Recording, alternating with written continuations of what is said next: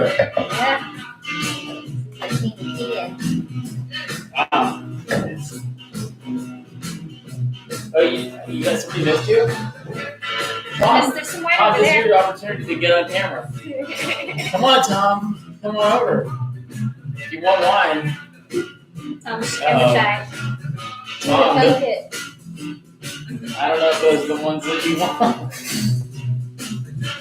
What do you want? Give me your words. That was Tom reaching for some Merlot. Don't tease the people with your arm. Come on, Tom. Bring over all your. Nobody wants to see this. What do they do? They've been clamoring for it. There's a lot of comments about it. You need a haircut. I know someone who's good at haircut. I heard that you're cutting.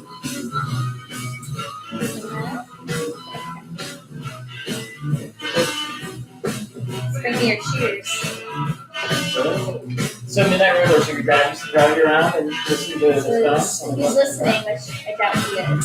Really? But yes, this is like Saturday mornings, driving down long country roads Really? to go do the Saturday morning errands. Wow. And he'd be banging the dashboard of the car. Really? Yeah. That's not They were like noisy 7:30 a.m. mornings. That was his song. And he was rocking it out. It was rocking out. Yeah, this was big childhood memory nostalgia right now. That's very cool. Say like my childhood car music memory is actually like late at night, the backseat like kind of like in and out of sleepiness, and it's like raining or something, and I think my parents listen to like KCBS, it's like news radio, All right. and it's like that's why you're so smart. You're good. yeah, and yeah, it was like, but there's like a couple times. It's like this like staticky like KCBS. Yeah. It's like well, maybe that's this is a lot more fun. It's very fun, yeah. And when we car trip, it was like we had it was John Denver and Living John. Oh yeah. Beach Boys. Okay. Yeah. Like early Beatles before they left. Yeah. Yeah. Before they dated. Yeah. No. Yeah. It's like Meet the Beatles. Yeah. Like love me do. Yes. Okay. It's very sweet kind of. Yeah. Also wholesome. Yeah. That's nice. Tom said it's time. Wow, Carrie, that was a rough exit from the record there.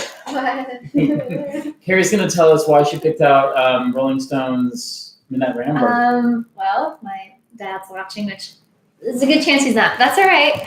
What? That was a song we'd play in the car on our early Saturday morning errands that I'd do with my dad in the car, where I grew up in Connecticut. Nice job, Carrie. There we go. It was super great to not have to pick an intro song. So I really appreciate Carrie step there's no quarantine connection to Midnight Rambler. There's just kind of is. Well, if you find yourself wandering the streets at midnight, it's tough to sleep sometimes because you're quarantined at home. No judgment, just be safe about it. All right, Peter. Okay, Peter Heitz again, winemaker at Turnbull Wine Cellars. Carrie, our awesome maven of all the good stuff that keeps us connected. Sure. Thank you, Carrie, for putting all this stuff together. Tom Mendes over here, manning the camera. If you've got questions, he's going to be transmitting those. Yeah, he's done a great job with all this stuff. As your families are still sequestered and doing your quarantine stuff, so are we. Let's see, weather out here, it's been like bluebird weather, sunny, actually kind of warm. Yesterday was nice. The fog sat in until afternoon, and that gave the vineyard crew a couple extra hours of work before it got too hot. But with that warm weather, we've got shoots growing. And the Merlot, speaking of Merlot, we've got Merlot on the table today. The Merlot is one of the first varieties to bud break. So, and the shoots down the Merlot are a good 17 inches. Nice. And so we've actually suckered the Merlot several weeks ago because it's the first one to get ready for that. But it's also one of the first variety red grapes to be harvested. That's not for the rosé. I think Carrie's going to show us a bottle of rosé later on. And in a couple of weeks, we're going to do a tasting of that with the Bon Vivant, which is cool. Yeah. And I think the rosé released today. Tomorrow. Sorry, didn't mean to tease everybody. Super good though. But today we're going to be talking all about the Fortuna vineyard and Fortuna Merlot, which is legendary. Really a fantastic Merlot vineyard. I think in the pantheon of Napa Valley Merlots, Turnbull's holds a warm spot in many people's hearts. The Fortuna vineyard is a special spot for that, and one of the things that makes the Fortuna vineyard so good for growing Merlot is that Merlot has been relegated to most people's vineyards' shady corner behind the reservoir next to the cottonwoods, kind of the heavy soils, let's say. Every vineyard, well, not every vineyard, but many vineyards have a spot that's less good than some other spot in the vineyard. And Merlot's not the king, it's the prince, let's say, or maybe the jester. In many people's idea of what the Napa Valley is about. So as vineyards get replanted over the last 50 years, Merlot gets kind of slided off to the corners because it just doesn't bring in the dollars that says it's important. Yeah. So we take Merlot very seriously, and as we even replant, we give Merlot haloed ground. Merlot plantings go into red alluvial soils that are rocky and austere, and guess what? You grow a fantastic Merlot that way. It's not Merlot's fault that sometimes it's weedy and green and lame. It takes more farming than Cabernet. It's pretty vegetative, so it makes a lot of canopy, and you got to get in there and straighten all those shoots out and take out the extra ones. You can set up big crops, so you need to go in there with little scissors and trim those up. And if you do all that hard work, but then you sell an inexpensive bottle of Merlot, you're going to make something that's not very good. Or if you plant the Merlot in a spot that's lame, guess what? You're going to have something lame. So in the chicken and the egg kind of argument, what came first? Bad farming practices for Merlot, and then the famous, what's that line from that movie? Very specific. From Sideways. From Sideways, that kind of Merlot. Yeah, versus... but I mean, of course, in the Sideways movie, the Halo wine, they're like jonesing to taste. They eventually taste that like McDonald's style from Cubs or something. It's Petrus, which is Merlot. And they're not wise enough to know that it's Merlot, but Merlot is loved all around the world. The better movie to talk about with Merlot is the movie Merlot. Yeah, I don't know. It's a pretty great movie, and it's all about how Merlot is so lovely, and we love Merlot. It's a super important tool in our blending, of course. So a lot of your favorite wines that we've made, the Fortuna Cabernet, will get a nice little dollop of Merlot sometimes. Merlot is one of the 5 classic Bordeaux varieties, the other ones being Cabernet Sauvignon, Cabernet Franc, Malbec, and Petit Verdot, and they all have their things. Today's all about Merlot, and Merlot is the elegant fusion. It's sweet berries and graceful elegance, and so that's always the goal, is to try to highlight beauty and purity, but at the same time, the Turnbull Merlot is not inexpensive. I take the responsibility of thinking about every wine that we make. Would I buy that wine, pay full price, and then bring it home to my wife on her birthday and present it to her? And if she'd think that I was a fool, then we probably shouldn't bottle it. So many of you might have noticed, and I think we got some comments, one of the wines that we're not tasting is the 2015 Merlot, because we didn't bottle them. We had a really nice Merlot, but I thought it was a really nice $65 Merlot.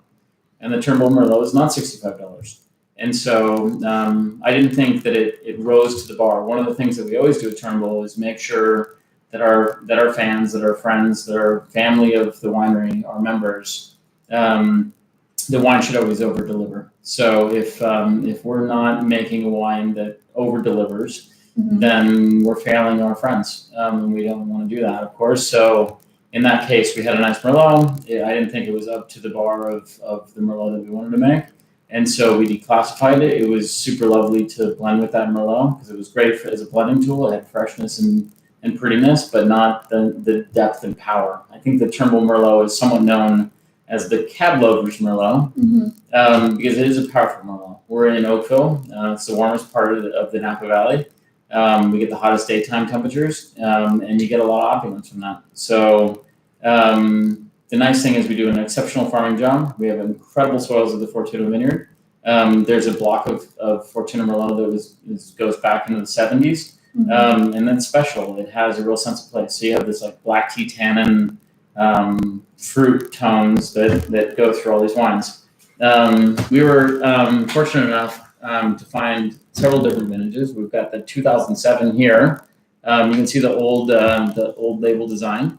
And then we've got 2010, 13, 14, and 16, which is kind of cool. And they're all lovely. So I don't know. Do you want to dig in? While we dig in, maybe kind of talk about the kind of maybe classic Merlot characteristics, and then as it relates to our Fortuna vineyard, which definitely comes through with these wines. Yeah. And maybe we just go from 7 to 13, or sorry, 16. And if you guys are waiting patiently on your 13, 14, and 16, we'll get there. We'll move right through it. Yeah, dive right in. Dive right in. Yeah, taste along.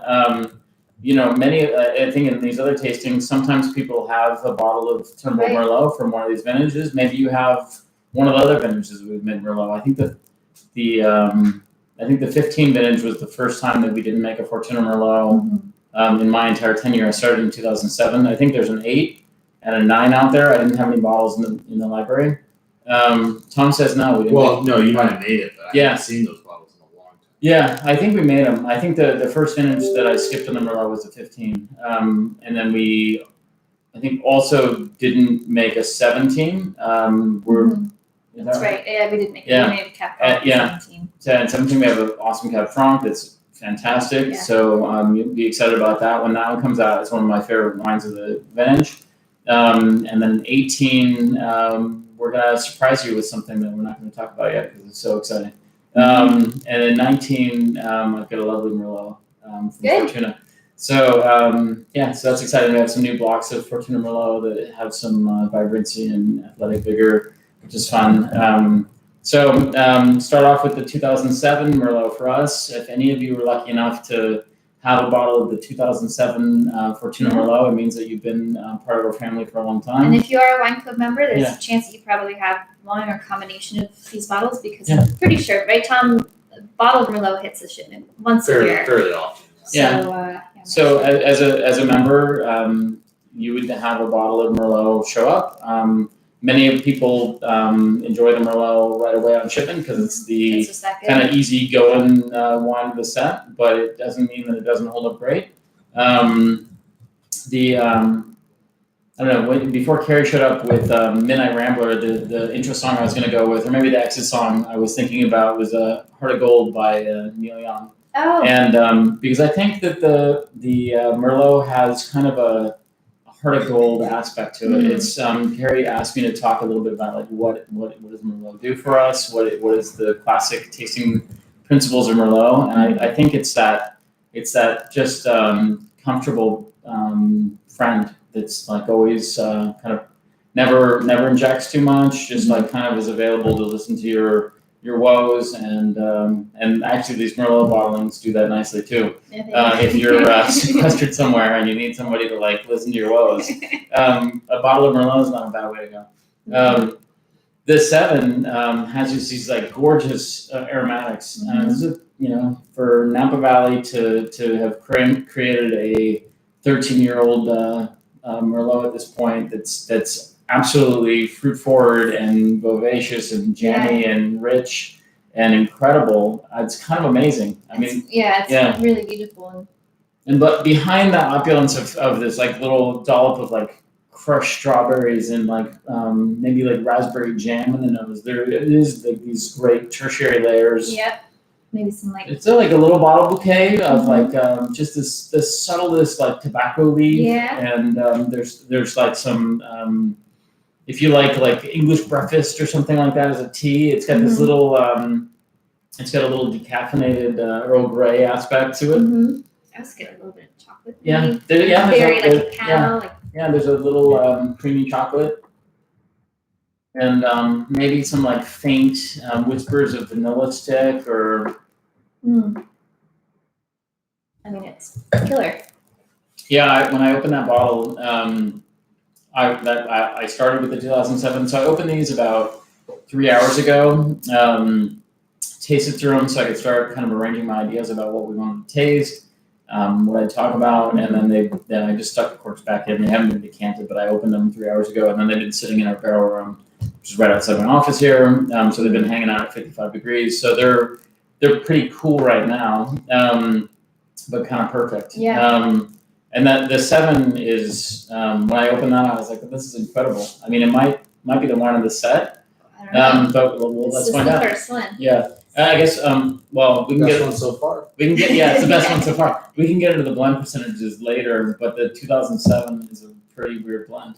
Yeah, I was like, when I looked at the blend stuff, I was like, I don't remember doing that. That seems stupid. Well, maybe so should we just get into it? Get into it. The 2007 Fortuna Merlot is only 81% Merlot. What? Yeah, which is insane. Later, I apparently thought that 100% sounded like a good idea. But in 2007, there's 3% Cabernet. Okay. That gets us up to 84%. So they're and then the crazy pants part of this is it's 16% Syrah. Oh my god. Which is crazy, and normally Syrah would just blow holes right through Merlot. And Syrah I like a lot of Rhone varieties. Syrah would be not usually my favorite of all the Rhone varieties. It can be a little meaty. So you get some razzle dazzle berry aspects, but you do get this kind of meaty, gamey thing to it sometimes. The good news is that back in 2007, Turnbull had a 5th vineyard, the Scavenger vineyard, and the Syrah came from Scavenger. It's like a real throwback. Not a little bit of it. So 5% of that Syrah is from Scavenger, and the other 11%. We also had Syrah at Fortuna, and the Syrah blocks suffered a sudden Syrah decline syndrome in 2008 or 9, which is a total thing where the fruit was about to be picked, and then the entire vines die. We ended up bulldozing it. You couldn't pick the fruit. It all turned to raisins overnight. And then but the good news is we were able to replant those blocks to Malbec and Petit Verdot and more Cabernet.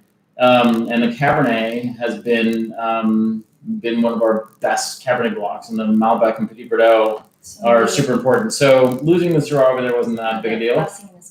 Blessing in disguise. But in 2007, we had some Syrah, and I blended it into the Merlot. And which is kind of crazy. Yeah. I don't it must have been I don't remember. It was a long time ago. I was just a kid. But the Syrah must have been very elegant and fresh, and it probably helped brighten and freshen the Merlot, and clearly didn't overpower the Syrah fat and boldness, because the wine.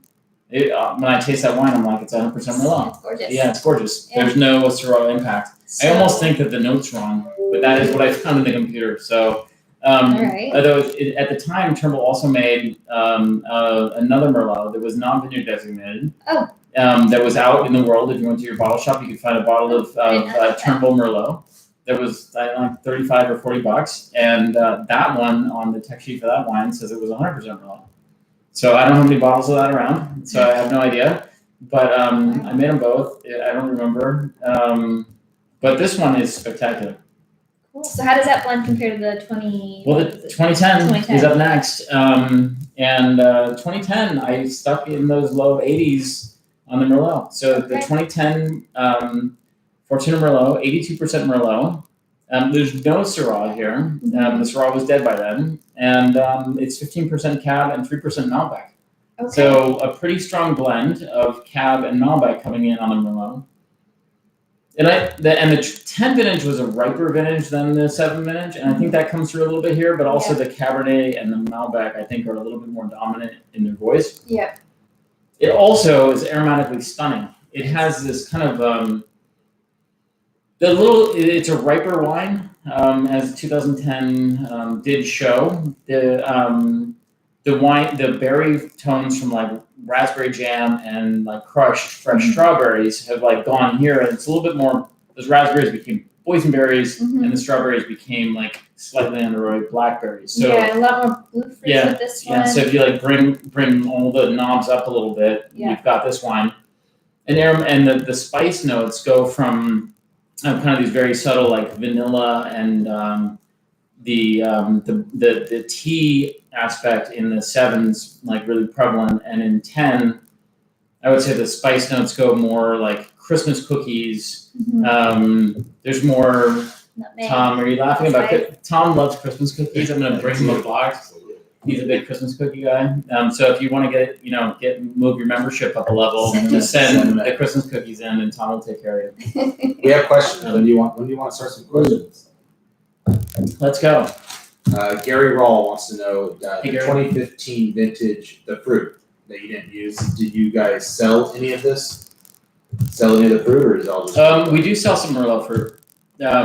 We've been selling Merlot fruit for a number of years. So there are people. I don't think anyone makes a vineyard designated Merlot from our fruit. People use it as a blend tool. Our partners buy like a ton or a couple tons. We have a couple of like really high end home winemakers also. The fruit from Turnbull's vineyards is really expensive because it's really good. Yeah. It's sought after. And we have a couple of friend home winemakers that are like kind of awesome. It's a little bit embarrassing. Sometimes like they'll bring by their sample after fermentation, and they had their like half ton of Merlot, and I had my 10 tons of Merlot, and I have professional equipment and a whole team that's dedicated to this, and it's our only thing that we're trying to do. And then they bring by their barrel of Merlot, and I'm like, oh, yeah, Okay. it's pretty good. It takes, But so the fruit's that good that I can totally ruin it, and we do a good job with it. But we do sell a little bit of fruit. Was there a factor in 2015 that you think? Do you think there was a reason why the Merlot specifically wasn't up to quality in 15? No, I don't. The Merlot was actually really lovely. I tried to talk my sales handlers at the time into letting us sell the Merlot at a cheaper price, and then I would have been like, $85. It's a slam deal. Yeah. 110? I don't think so. So it's more about my job as winemaker at Turnbull is to maintain quality above all else for everyone, for myself, for the family that owns Turnbull. My guiding principle, if I'm HAL 9000 or something, like my directive is to be the keeper of quality, to maintain that above all else. I'm pragmatic also, so I understand costs and all those other things that go in, logistics that go into creating quality. I don't focus on quality without any eye on anything else, but I am the sole voice of the first voice of quality. So it was a bit of making sure that we're always staying on top of that. Yeah. Well, it's a good takeaway that whatever wine we release, it's obviously So it's always up to snuff. I mean, that's the beauty about being independently owned is we don't, if it's not something we serve on our own holiday table, we don't make it. Yeah. I have a question from Pete Ardito, but I'm going to switch it a little bit, Pete. Instead of what's the best meal to have with Merlot, what's each of your favorite meal to have with Merlot? Well, Merlot pairs, it's like a really good food wine because it is that golden heart. Yeah. Goes easy. Goes easy. Gosh, a good burger. Honestly, a good burger with some like Gruyere cheese melted on top. Yeah, that'd be my pick. I'll pretty much eat anything, Pete. So yeah, I'm not. I think all these wines, you could go anywhere from like kale Caesar chicken salad to seared ahi to ribeye steak, and you'd be totally happy. They're very flexible wines. Yeah. So I'm not a subscriber to the idea of like only white wines with white fish or something like that, and. The Merlot, the tannins are all tamed here, so it's not like you need something with a ton of fat. So that you don't necessarily need to get into like, wild game or duck fat fries or something like that. Although those would all be delicious with this. You could do these with a ratatouille, or you could go for in our days of sequestration and meat processing getting shut down. You could completely do this with. A cassoulet that sans duck confit. But that would be kind of good to have. Or maybe a fish with like a red salsa verde or something. Yeah, I don't think you can go wrong. You could even do these close to dinner time. You could do these. We're really hungry. Yeah, you could do these with tacos.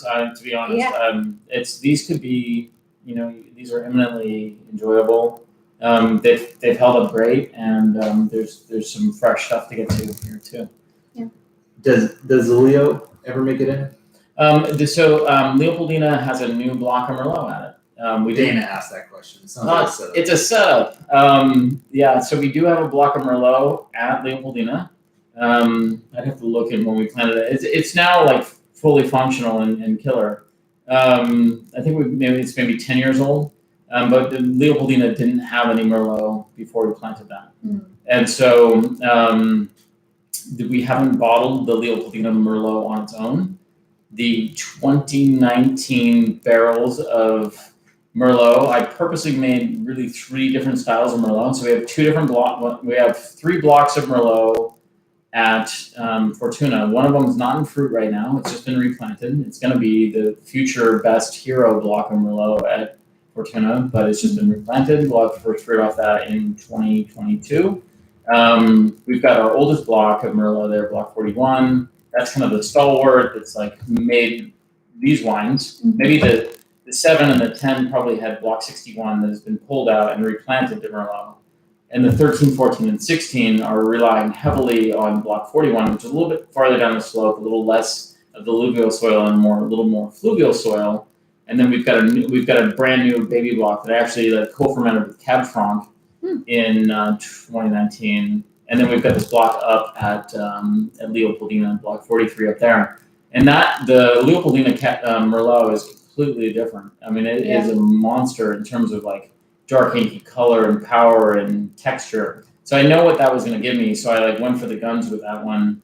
And we have 8 barrels of 2019 Merlot from up on the hill. That is this inky dark substrate. I mean, it's going to be a great blending tool. It's kind of incredible. It's delicious and powerful and dark.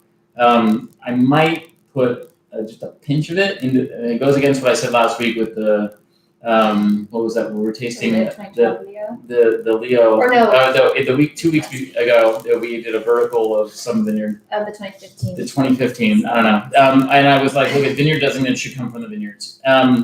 In this case, in 2019, I might use a little pinch of the Leopoldina Merlot in the Fortuna Merlot bottling. Okay. And in the Fortuna Merlot, I've got these 2 different Merlots. One of them I fermented, and we've got some new open top fermenters. So one of the Merlots I did with the stems on.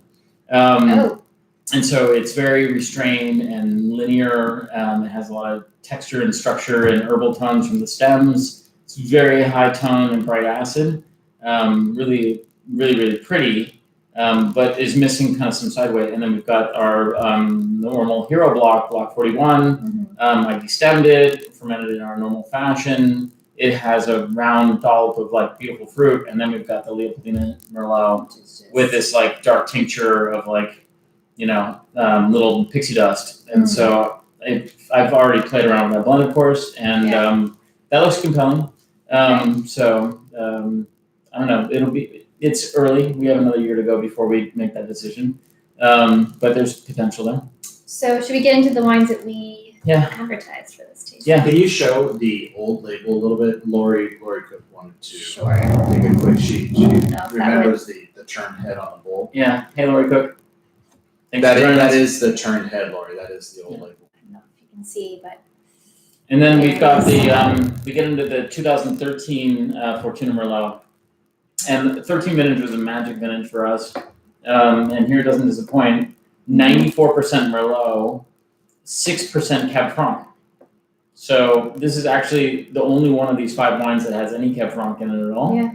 Doesn't have any Cab, doesn't have any Malbec, no Syrah, Merlot, and Cab Franc. And clearly I've used the Cab Franc here to lighten and strengthen, to bring some edges to. The 13 vintage was like a rambunctious, like very high tannin quality vintage. So like tannins, tannin sounds like a bad word, but tannins have quality and they have quantity. And the best vintages have high quantity, but also high quality. The worst vintages have low quantity and also low quality. So like the low quality tannins would be like broopy and green and tannic and harsh and like astringent and bitter. And high quality tannins would be like creamy and round and like flavorful and guiding. And so the quality can be very different, and then the quantity can be different. And so in 13 we had incredible quantity of tannin, but it was incredibly high quality tannin.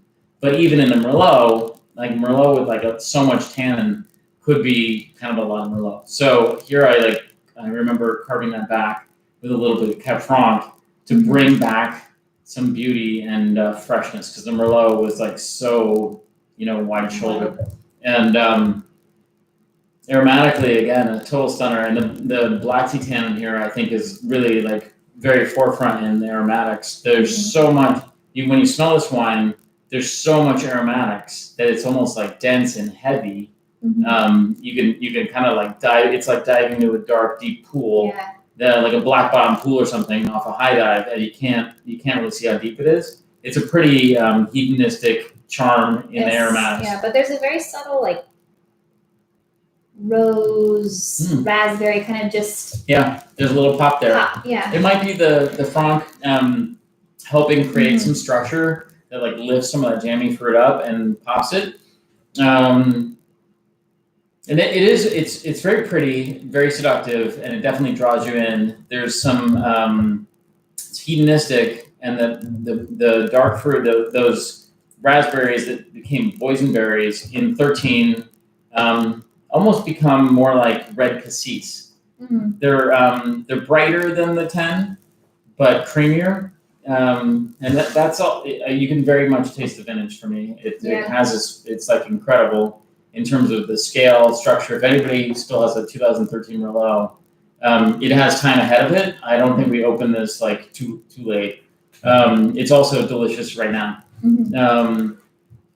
I thought the 7 and the 10 were both fantastic, but the 13 is maybe even better. Oh, so we're adjusting here as we go. By the time we get to the end, I'm gonna love them all.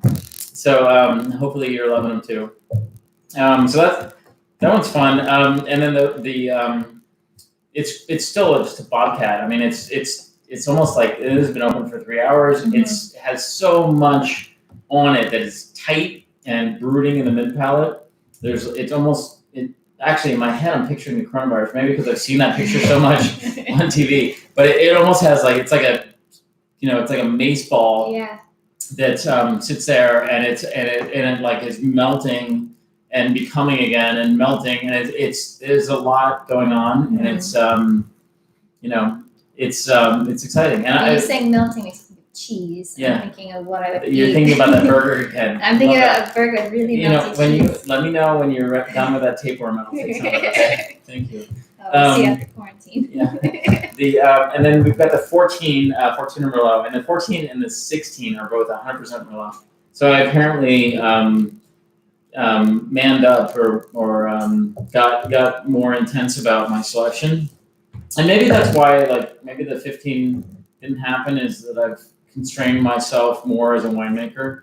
I think as you gain confidence and become more subservient to place and time and become less interested in making, the tool set gets smaller. And so you end up with better wines by less making.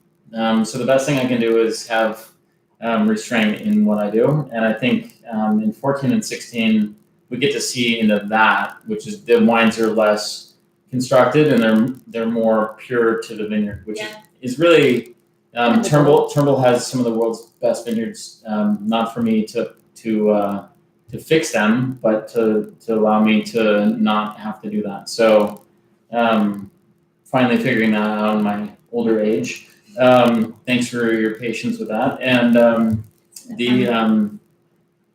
the 14 I think is the most pure aromatically of the wines. When I tasted them this morning, I thought the 14 was perhaps my favorite, in that it was just on opening, it was available, not in a cheap or easy way, but it wanted to show off how cool it was. Which is nice. Some of the other wines, like I think the 10 when I opened it, I was like, a little bit, and that wine's really like come out of its box after a couple hours. The 13 has become more expansive and risen to that massiveness of the 13 is becoming more fluid. The 14 it's so beautiful right away. Aromatically, it almost has. There's more like honeysuckle and fruit. I don't know, like There's a floral like component. cola maybe, and like some berry pie characteristics. There's some like crust, like baked crust, like brown spices, brown sugar, and then the berry component is like folded so nicely with that. It's almost like maybe some honey. Well, there's also, I think, that 2014 vintage element of just, I remember the 14 vintage, it was very floral and pretty. So floral and pretty. I love that floral component. I guess I love the purity of that wine. I think it, and hopefully many of you have this wine. Mm-hmm. It's a little reductive in the finish right now. This bottle wants a little bit more air. Maybe we'll pull the cork and let it open up a little bit. But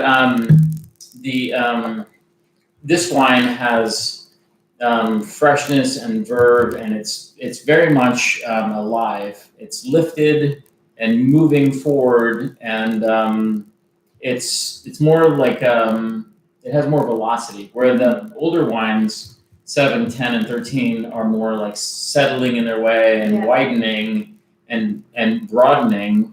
The 14 is still a puppy, and it's just like more rambunctious, and it's young to open the wine.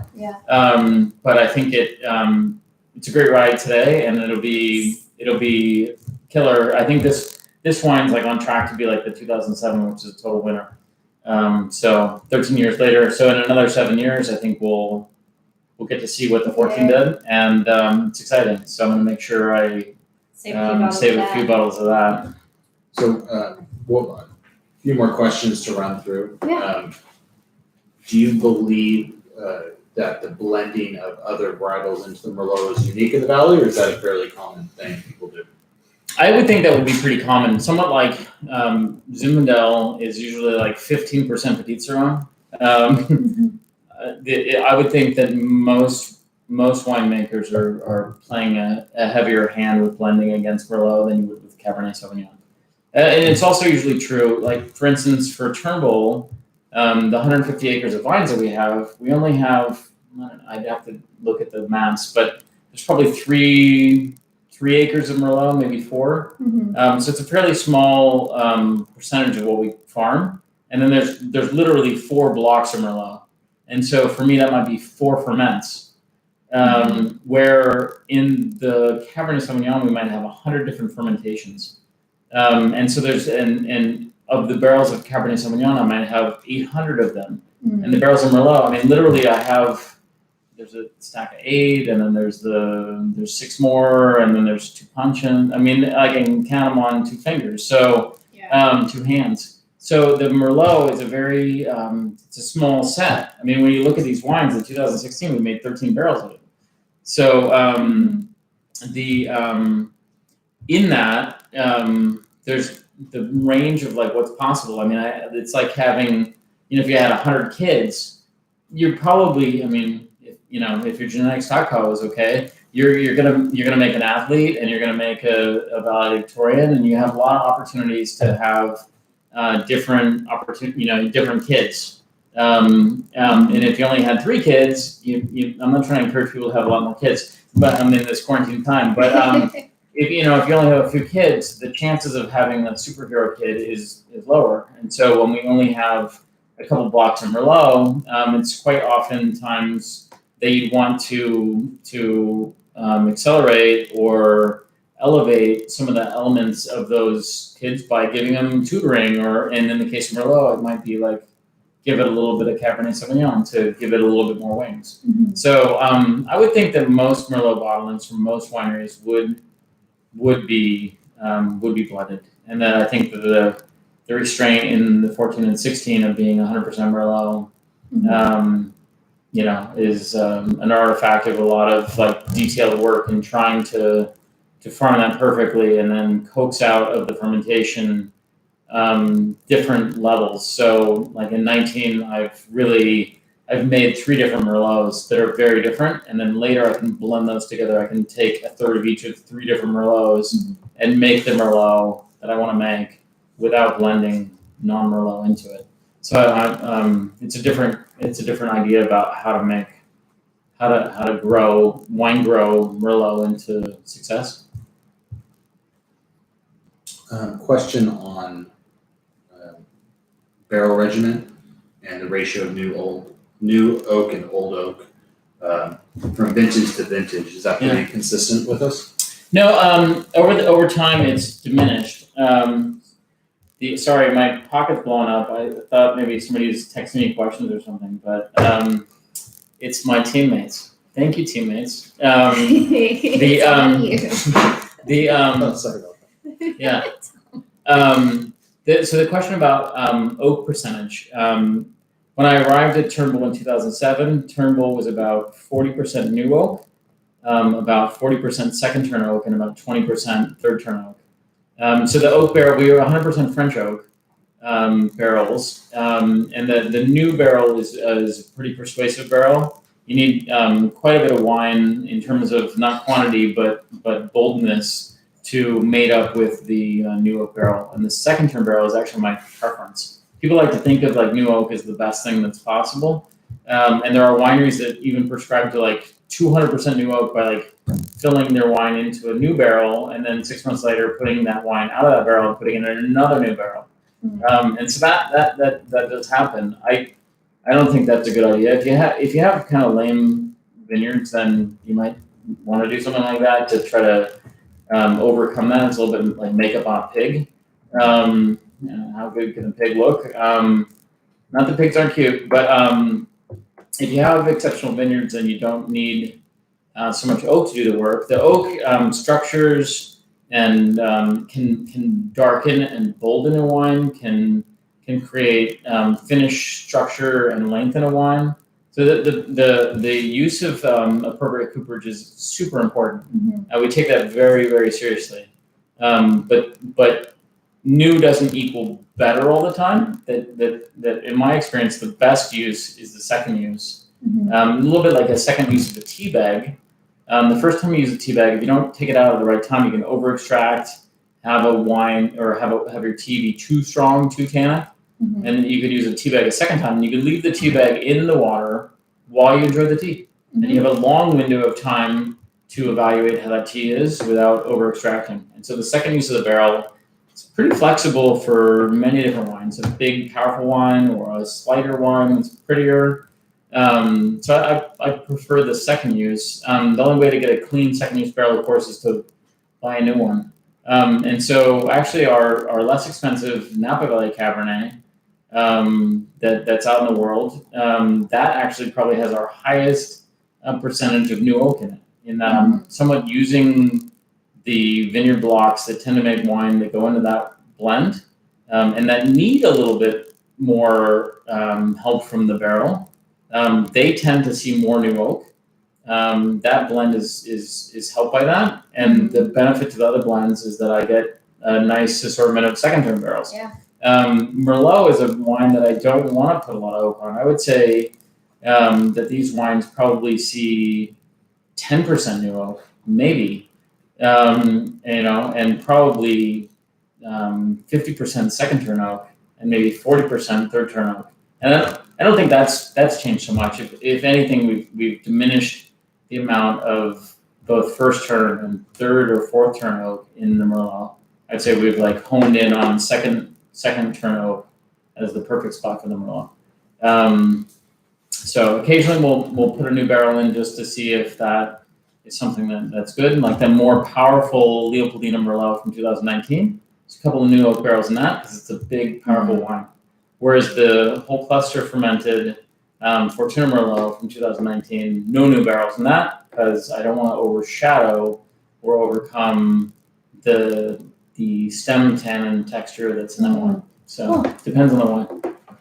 How many other questions before we move on to 16? The only other one was the aromatics between 13 and 14. How much of that do you associate to the fruit, and how much of that do you associate to the difference in the blend between the two?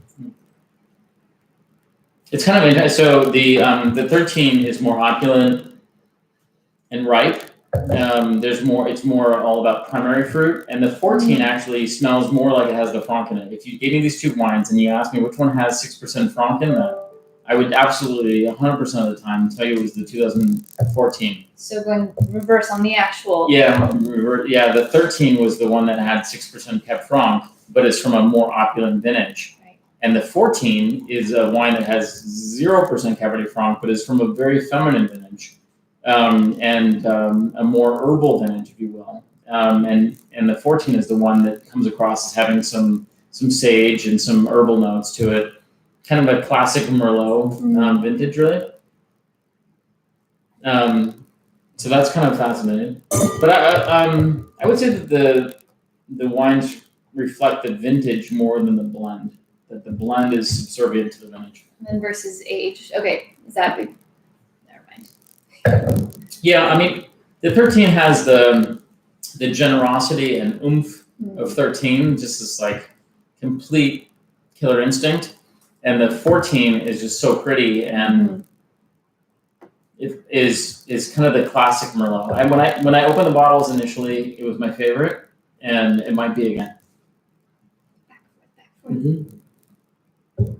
I kind of find that you'll go to wineries and they'll say, "Oh, don't worry, if you don't like the wines now, just put them down, and later they'll be really great." And that's a lie. If you don't like the wines when you taste them the first time, they're never going to be great. I just don't believe in that. You can have a wine that has some difficult aspects to it, and over time that can open up or close down as you engage with that wine over hours. You can see different facets of it, but the negative aspects could go entirely away. But if you hate a wine on the get-go, you're never going to love that wine. So the 14 came out of the bottle. As a star of the tasting initially, and I still think it tastes good. But let's taste the 16 and see what it's doing. So the 16 also 100% Merlot, and this would be probably one that people actually might have because it would have been in a recent club shipment probably. I don't know. Once I'm on the making end of things, so grow grapes, make wine, and then taste them, and I say, Tom, Carrie, these guys are ready and Megan, these are ready for the members to enjoy. I think this was definitely in a fall 2019. Yeah, I don't want to change the tabs and hurt the video or do anything, but I do know 16 Merlot was in at least one. Well, but we did only make 13 barrels of it, so that would a barrel relates to slightly less than 25 cases, so that would be something like 320 cases of Merlot. So that wouldn't have been enough to send even one bottle to each member.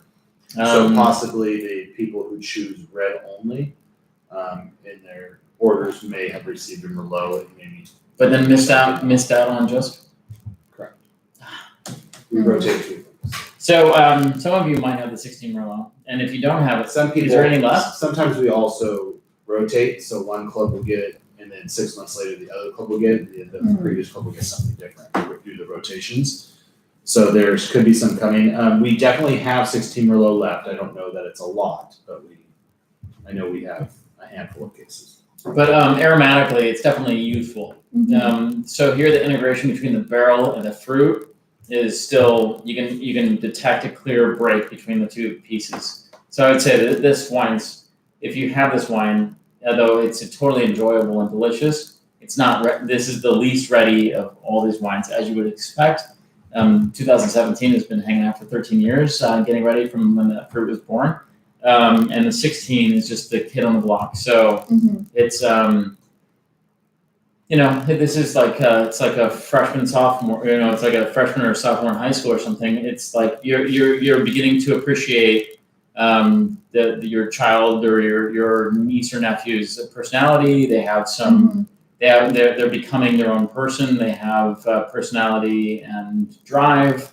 They have an inkling of what they want to do in life, but are they fully baked? No, they're not. They're not yet ready to become a taxpayer. And the 16 Merlot is in that same like kind of nascent stage. You can see that it's going to be really special. That all the potential is there, and since it's not left up to the whim. It's sealed in a bottle. As long as it's properly stored, it will reach its potential. But it is elemental at this point. So aromatically, the barrel notes are like really showing off up top for me. There's more. There's opulent fruit, but there's like a clean break, and then there's like brown spices that are. And so like when you're tasting a red wine, everything that sounds like a red or blue or purple word or black word, that is from the fruit. So raspberries, strawberries, red cassis, huckleberries, boysenberries, blackberries, cherries, plums, dark cassis, prunes. That's from the fruit, and everything that sounds like a tan or a brown word. That vanilla, creme brulee, brioche, roasted almonds, black tea. All these brown and tan words. Chinese white spice, mocha frappuccino, mocha coffee, chocolate. That's all going to be from the barrel, and so aromatically and in flavor profile. So.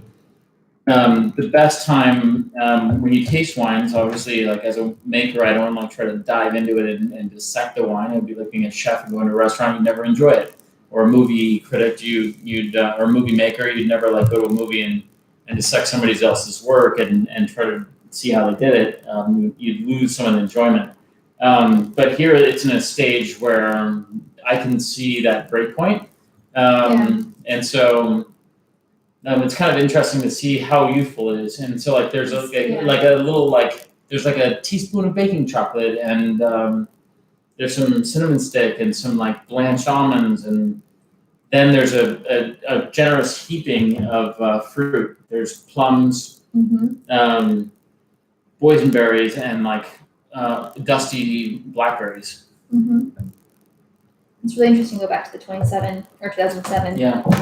And then, but the flavor density is so rich. It's so rich and voluptuous. It's interesting to see it next to the 14. For those of you that might probably rare, but there's maybe somebody other than us that's tasting a 14 and a 16 Merlot, and the 14 is pure prettiness, completely poised, holds itself up, on point and graceful and just lifted. And the 16 is I'm gonna be big. I'm gonna be, I'm gonna be bold. And then, oh wait, I'm pretty. It's a little bit more confused about what it's doing, and it's also more. There's a lot more tannin load in the mid palate. Maybe you can also taste it through 5 wines, so that's starting to impact. But it's definitely. When do you think the big turning point for 16 will be? You think it's 3 years down the line? You think it's more like 5 to 10? I tend to think that for Napa Valley wines, really for all global red wines, 5 to 10 years after the vintage date. So 16s would be kind of getting into their fullness in 2021 and hanging out there till 2025 or 2026. So I would think that would be the Goldilocks period to consistently have a great time with that wine would be in that zone. So here in 2020, we're a year out. We bottle the wines in late summer, so we're in the spring of 2020. So we're about 18 months maybe premature on hitting the beginning of the Goldilocks phase for that wine. Tom, do you have any other questions? We did have one I wanted to. Wow, if you go back to the 2007. No, it's a quite a jump. Wow, that's crazy, huh? Yeah, it's now it's the bottle bouquet is totally come up. It's really the fruitiness is fruitiness is completely subsided, and now there's 16. the 16 is a fruit. Fruit bomb. And the 2017 is now this mellow it's almost like the tobacco leaf and cigar box and cedar is now prevalent in the nose. We do have one other question I wanted to address. Does Peter use any techniques prior to and or after fermentation to achieve a specific style? Just all this quaffing. I mean, no. There's actually, if you ask our Chewy and Mai and Manuel, our great cellar team that I've had the whole time I've been here, they would tell you how confusing it is working with me. Every year we do something completely different, and it's not by design at all. So there's no It's just like a feeling about what the vintage wants to do, and then trying to figure out how to unlock that. There's no formula to it or stylistic idea. It's about trying to match our, our infrastructure, our people, our, what and the rate of the vintage, how that comes in, with the best practices at that time to try to reach the pinnacle of extracting just the gem of the vintage. And the tactics. I don't think we've ever enacted a vintage the same ever, which is incredible because if you look at the consistency of the wines, many of you have been members and fans for a long time, and that's a result of great customer service from our frontline staff, the wonderful people that work here, and also your generosity in liking our wines. But the consistency of the wines is something that's important to that aspect. These wines, you can tell that they're from the same vineyard. You can tell that they're from the same cellar. There's a lot of consistencies between them, and it's not because I've been consistent at all. If anything, I've been inconsistent. So that it's almost like it's incredible. It shows off how incredible the vineyard is and how strong the team is to overcome the inconsistencies of the leadership. It's a good thing.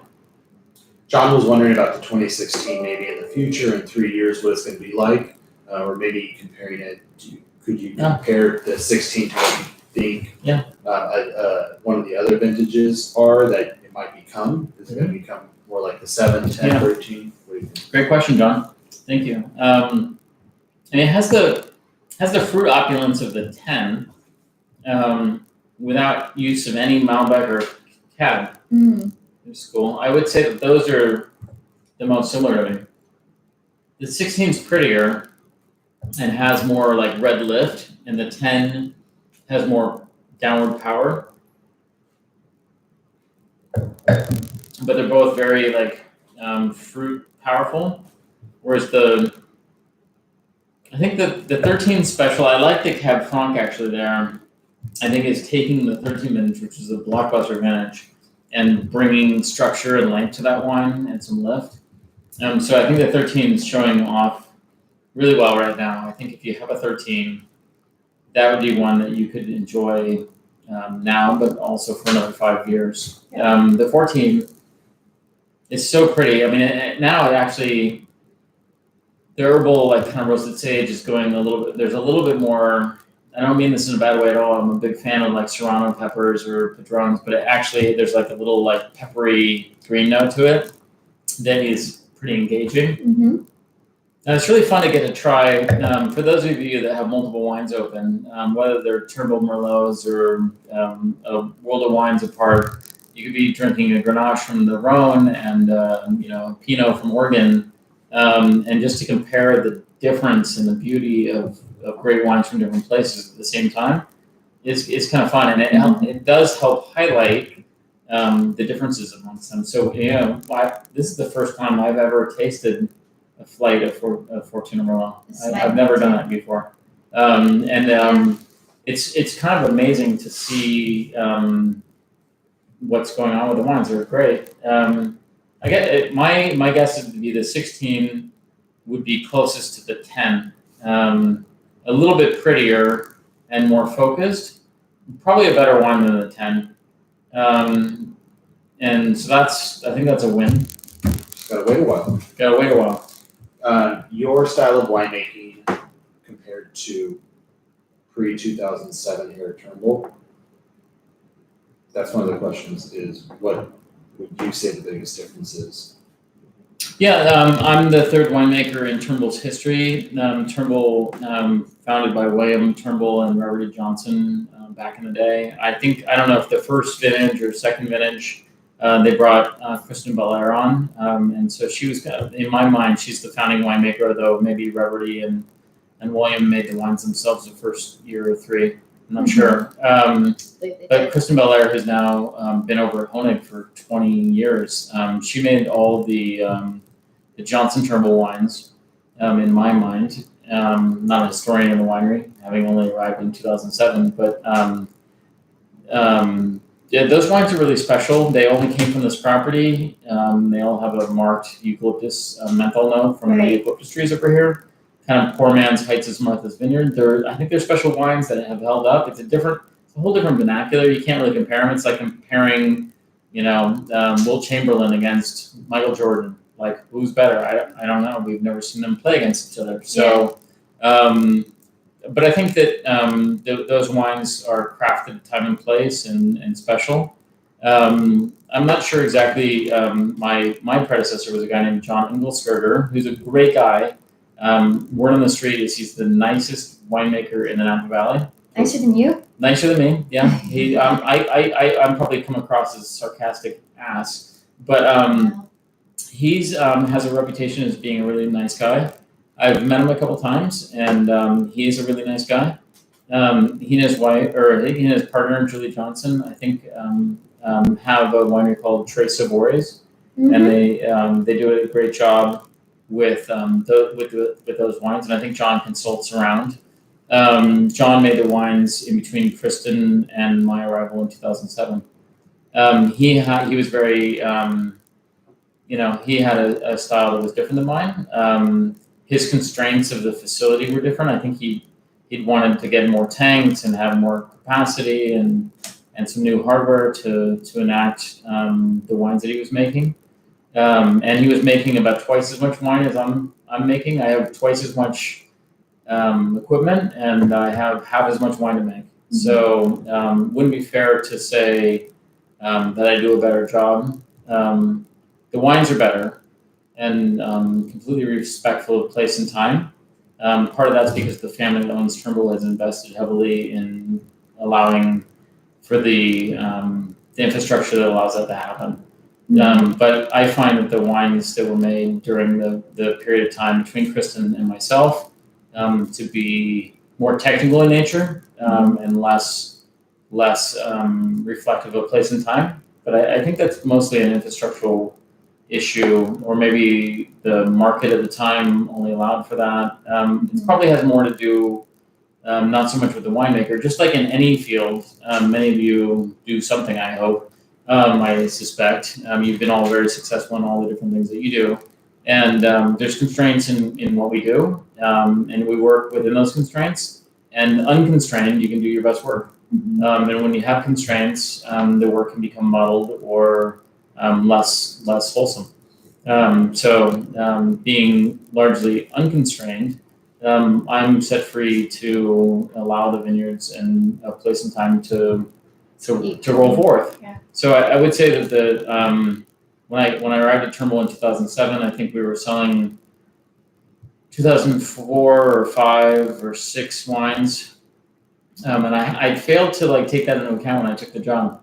So I was on the road for a while with our salespeople, helping sell 2004 and 5 and 6 vintage Turnbull wines, which I didn't have anything to do with, and it was difficult. The wine, and so after having to slog around the country selling wines that I didn't know anything about, and there weren't very many records about what went into them, and they weren't wines that I put my heart and soul into.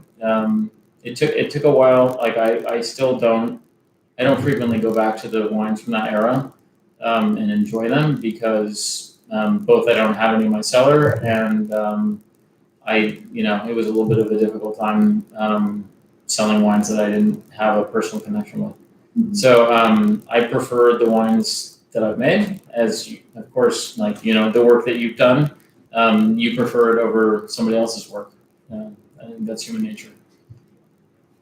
Cool. Let's thank you everybody for coming. We have a few big announcements. The biggest announcement of the year. Yes, tomorrow. Coming up tomorrow. Yeah. Carrie, take it. So we have our It's the biggest announcement of the year. 2019 Rosé is releasing to our membership tomorrow. We are a Cabernet Sauvignon house, but we make this really special Rosé of Cabernet Franc. We only made about 248 cases this past vintage of this Rosé. It sells out within 3 or 4 weeks. Last year it sold out within a month. And that release is always our most exciting release, I think. So that releases out tomorrow morning to our membership. So members, make sure you check your email. We'll be sending the email at around 10 a.m.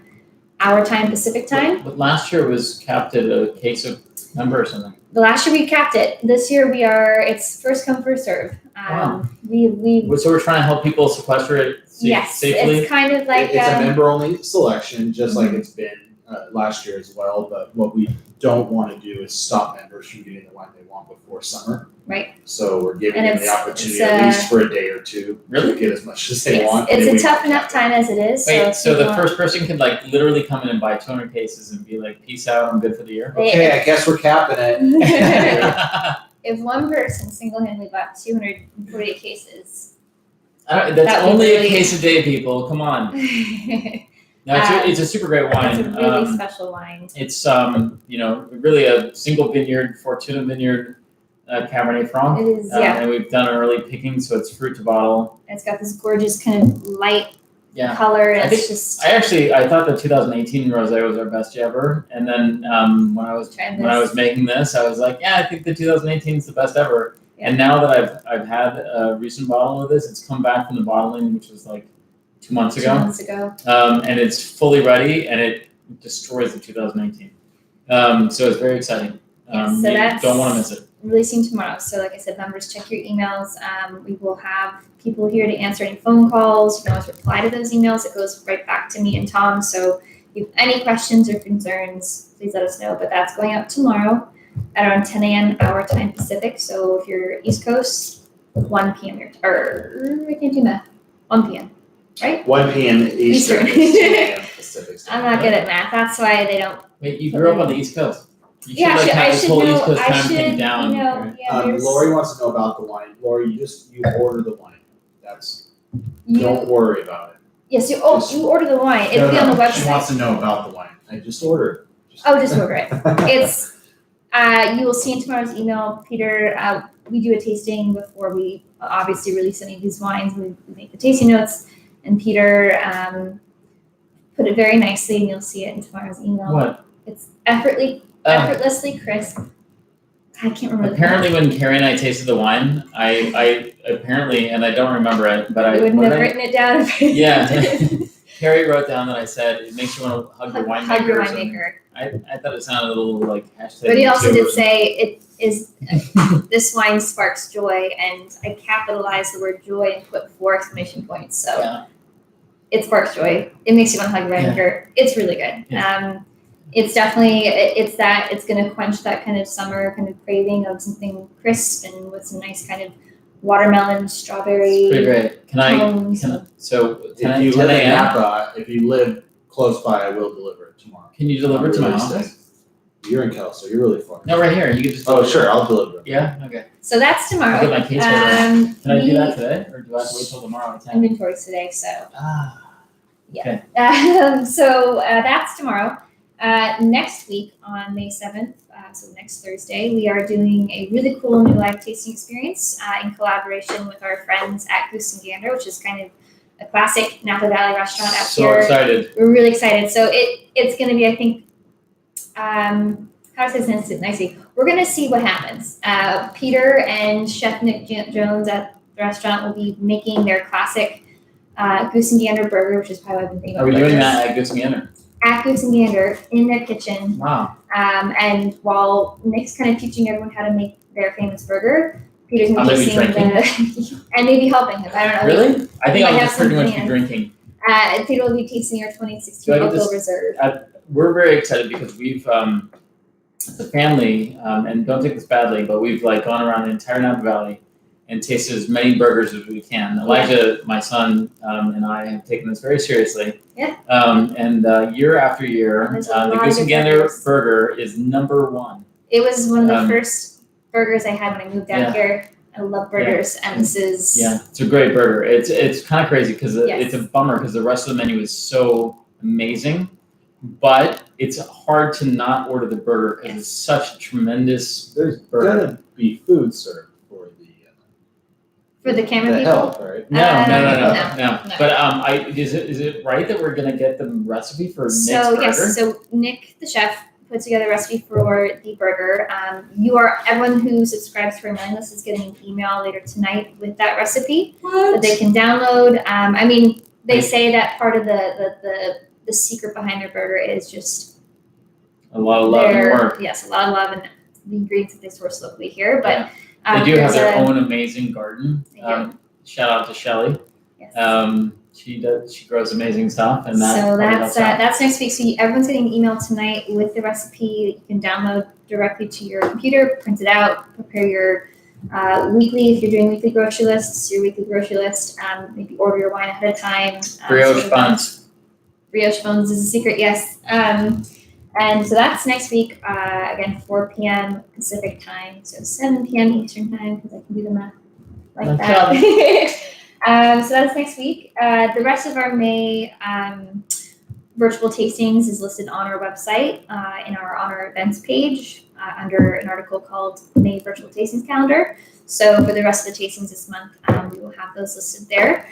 And as we do every week, we always send a reminder email just reminding you what wines, what you need to order in time. Just if you have any questions, though, always feel free to reach out to Tom, myself, on those. And then just another reminder about our shipping specials that we're doing during this pretty wild time. We have $1 ground shipping on any order of 4 bottles or more. And we have a $25 2-day shipping deal as well, also on 4 bottles or more.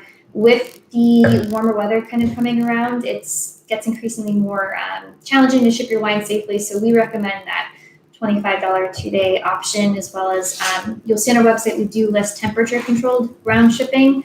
That does, the $1 does apply to that. So just make sure you're being conscientious of the weather in your area and where the wine might be traveling from. And if you have any concerns, please always reach out. Always reach out. We are, as you can see, real people who work at the winery, and really, truly happy to answer your questions. It's also nice to talk to people during this time. Just switch it up. So that's really all for me. Get excited about the rosé, everyone. The Merlots are killer. The Merlots are killer. Yes. On back on the note of the Merlot. We have Merlot. We can sell you Merlot. That's true. I don't know how much we have of all of these. Some are very low. I can't decide. Yeah, so what's your favorite? I don't know. If you were a Merlot, which vintage would you be? Which one would you be? I'd be 14. Yeah. You would be the 14. You would be the 14. Yeah, I think so. I don't know. I have a little more generosity on me, so I think I might be the 10. The 10. I was going to say the 10. 16. But favorite, it's hard to pick a favorite. They're all amazing in their different ways. I think, I don't know what Tom and Carrie have up their sleeves in terms of inventory, but 7, 10, 13, 14, and 16 are all magic. I don't think you can go wrong. So I don't know. If I had to take one home tonight, it might be the 13. Okay. Maybe the 7 is pretty great. Yeah, you started off pretty strong with that one. Yeah, but the I don't know, the 14 might be the wine of the set, and the 16 I think has the most potential. Very cool. Well, any more questions, Tom? I think we're good. Why don't we play it out? What do we got on deck? Well, actually, didn't really think this one through, so we're just gonna go off the same Rolling Stones. Oh, we're slacking, guys. It's week 5. We're falling apart. Yeah. We're just getting you. Thank you for putting up with us. Don't miss next week. Yeah. That'll be good. That's exciting. I can't wait to hang out with Nick and the team over at Goose and Gander. It's a great restaurant. I'm sure you're all gonna love it, and I think that I'm excited that it means that sometime in the future we'll do a Goose and Gander Turnbull wine dinner. I can see that coming. That would be a great one. That'd be fun. All right, crank it. Get back to the valley. Go play some pinball. Okay. You know, Tom, I think you're up. Everybody's been waiting to see you, Tom. Yes, you're the magic man. See me. Always behind the camera. I'm like a Sasquatch. What are we going to listen to? So this is Wild Horses. Wild Horses. Which is actually my favorite Rolling Stones song. Is it really? It's on side... Oh, no, never mind.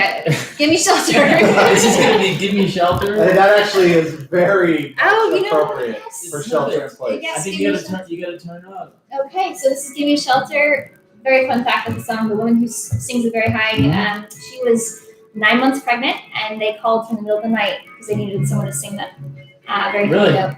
So they dragged her out of bed, and she sang that between midnight and 3 in the morning. She gave birth 4 days later. So I don't remember her name. She's a very famous backup singer. Very Anyways, cool. It's a great song. She gave birth during this song. All right, that's a fact. Cheers. I didn't get Thanks an for joining us. actor, but Tommy and Mike. No, I will sit in your seat, so. I'll see you. Oh, here's I Tom. can't drink his wine because it's not appropriate. Here, It's a COVID. here. What are you drinking? This is 7. I drank it last.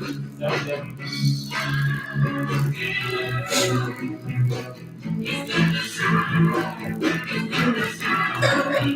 Okay, maybe I'll go back to doing this. None of my scores on here. It's probably not a lot. It's like, it's like, let's see, there's the score.